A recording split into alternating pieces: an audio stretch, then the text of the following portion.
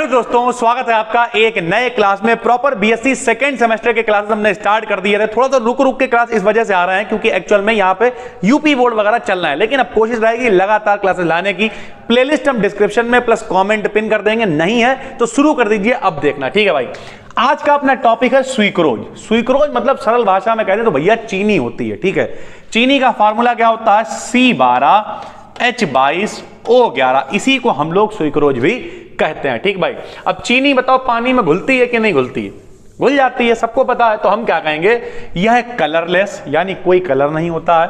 Water में soluble यानी घुल जाती है होता है, तथा इसका मेल्टिंग पॉइंट जो है, मेल्टिंग पॉइंट मतलब क्या होता है? कितने पे ये गलना शुरू कर देगी? तो वो होता है 160 डिग्री सेंटीग्रेड यानी 160 डिग्री सेंटीग्रेड होता है, ठीक है भाई।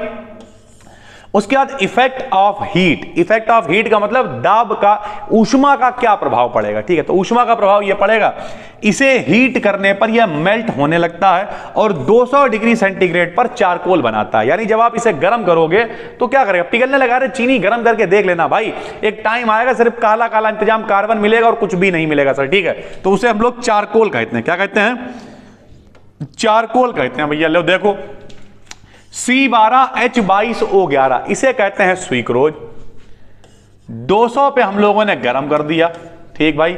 बनेगा कार्बन और साथ में बनेगा H2O यानी पानी, ठीक है भैया।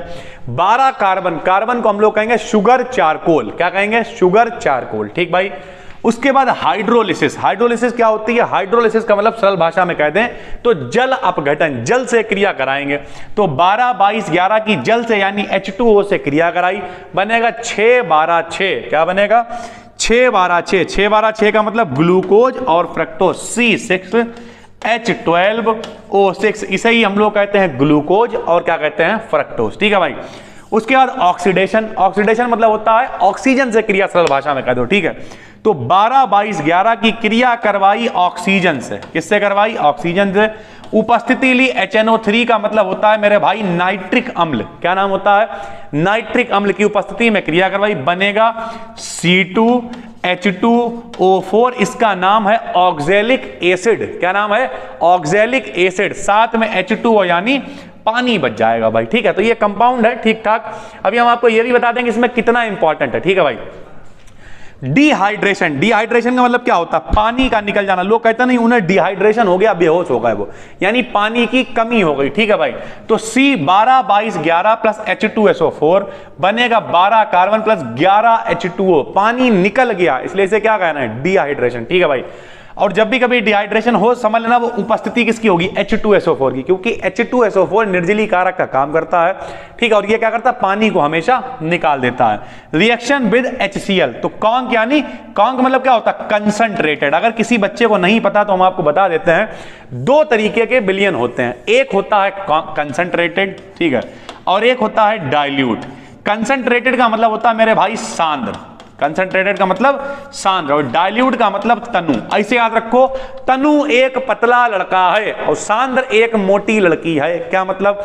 एक बाल्टी पानी लो, उसमें 1 चम्मच चीनी डालो तो विलयन बहुत पतला बनेगा, तो उसे तनु विलयन कहेंगे यानी डाइल्यूट कहेंगे।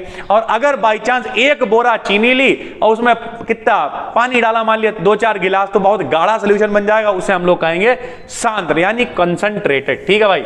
तो कॉन्क का मतलब होता है सांद्र, गाढ़ा, ठीक है। और डाइल्यूट का मतलब तनु यानी पतला, ठीक। तो बनेगा ग्लूकोज और फ्रक्टोज, ठीक है भाई। फिर हम लोग अगर बात करें स्ट्रक्चर की, तो इसका मॉलिक्यूलर फार्मूला क्या होता है? 12 22 11। C12H22O11 होता है।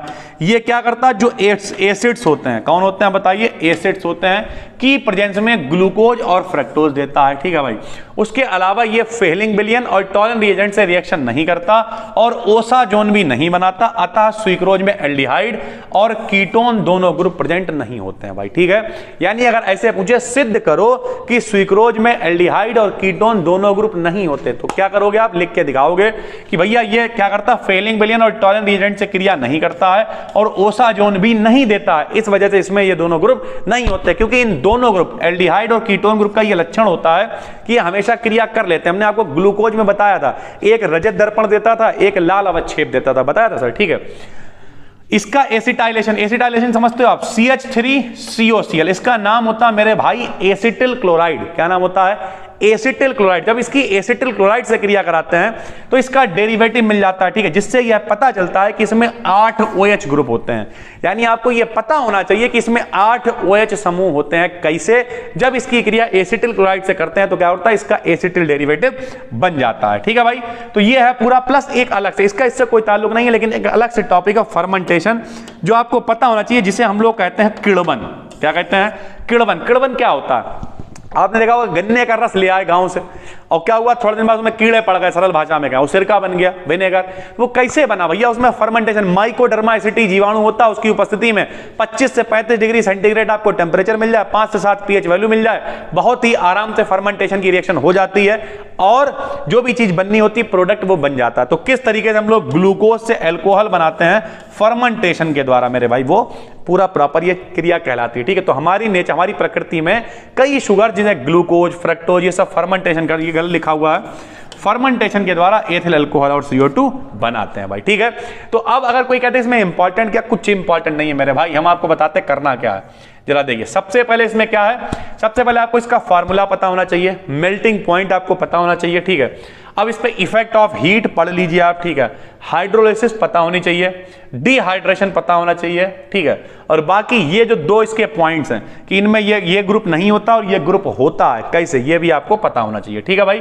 तो ये है सुक्रोज, ठीक है। ये लगभग चैप्टर, तो इसमें एक कन्वर्जन और है। कन्वर्जन का मतलब ग्लूकोज से रैफिनोज कैसे बनाओगे, ग्लूकोज से फ्रक्टोज कैसे बनाओगे, ग्लूकोज से अरेबिनोज कैसे बनाओगे, इस तरीके के कन्वर्जन की एक वीडियो और आएगी, और कार्बोहाइड्रेट मेरे भाई खत्म हो जाएगा, उसके बाद प्रोटीन स्टार्ट हो जाएगा, ठीक है भाई।